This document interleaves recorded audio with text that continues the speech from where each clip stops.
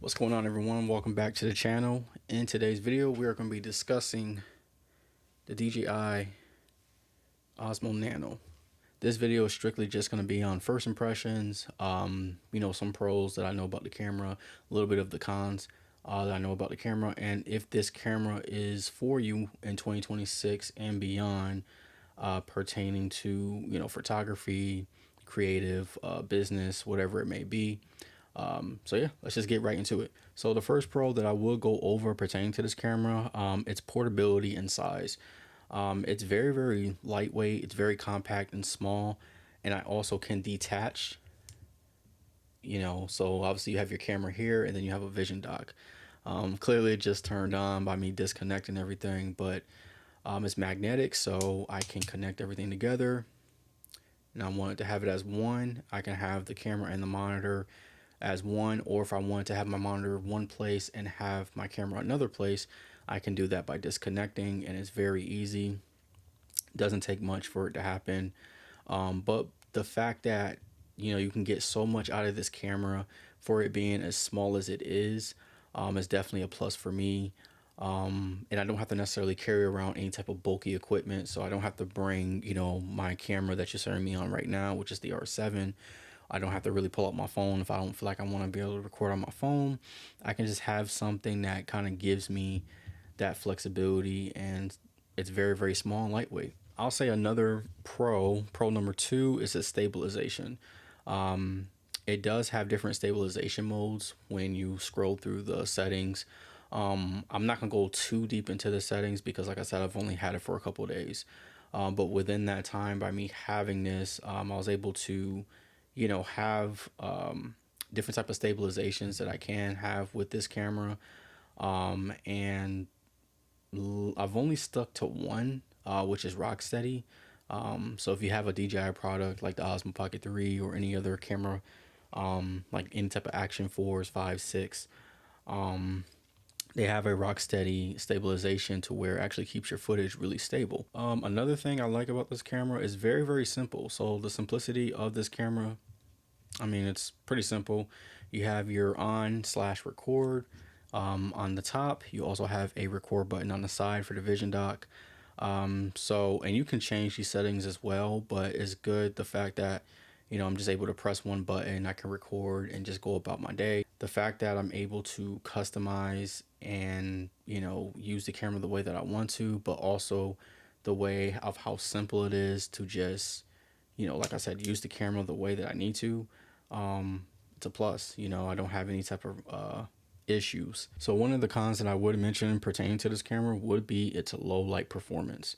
Whether you're indoors and it's a low light, scenario, whether it's controlled or not, if you're outside, using this when it's low light doesn't really benefit you in a way. It doesn't really give you the best image quality.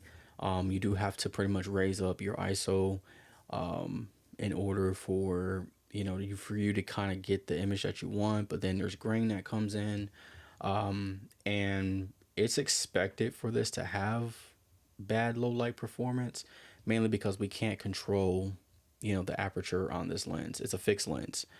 It's not like your traditional camera, or even if you're using a smartphone, it's not your traditional smartphone. So you kind of have to be aware as far as your scenarios on what you want to do pertaining to low light. That's not saying that it's not impossible to use it in low light. You just have to have a controlled environment in the right scenario in order for you to really use it and get the best image out of this camera. As far as the second con, I would say it doesn't really give you a lot of flexibility when it comes to your creativity. There's flexibility in the sense of getting certain angles, certain shots. But as a photographer, there's only really so much that you can do because of the fact that, the sensor is kind of small. You can take pictures with this Nano. I haven't tested it out just yet, but there's not really much flexibility as a photographer when it comes to this camera.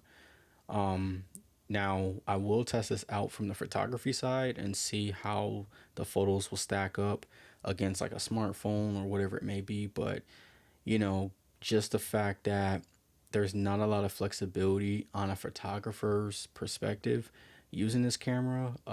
Really, I will only use it strictly for video. That's not saying that you can't use it for photos or whatnot, but I want to use this as my starter if I'm in my photography journey. And I guess the last con, I mean, it's kind of obvious, but you can't really use this for everything.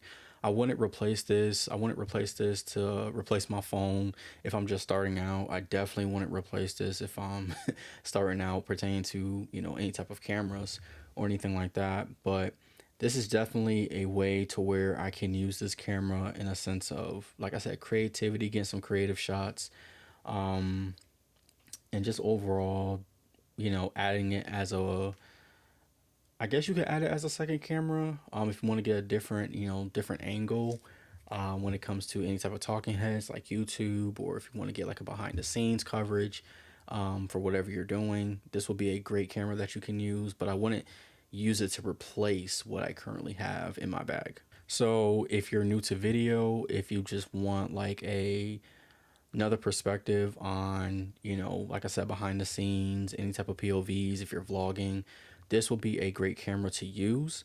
I will use this camera essentially to add to my creativity, but I wouldn't use it to replace anything. So if you're new to video, if you kind of want to check it out from a photography perspective, I would definitely check the camera out. And like I said, if you're vlogging or whatever, if you're doing any type of special, um, if you want to do any type of like special B-roll or whatever your shots want to be, you can use it in that sense. So that's why I feel like this camera will be for, in a sense of, from the creative perspective, opposed to actually replacing any type of work. But I would say after, 1 to 2 days of using this camera, I have been enjoying it so far. Like I said, I will show you some, shots and give you guys a little bit more in-depth review on this camera after I've had it for maybe about a month or so, just so I can kind of get the maximization out of this camera.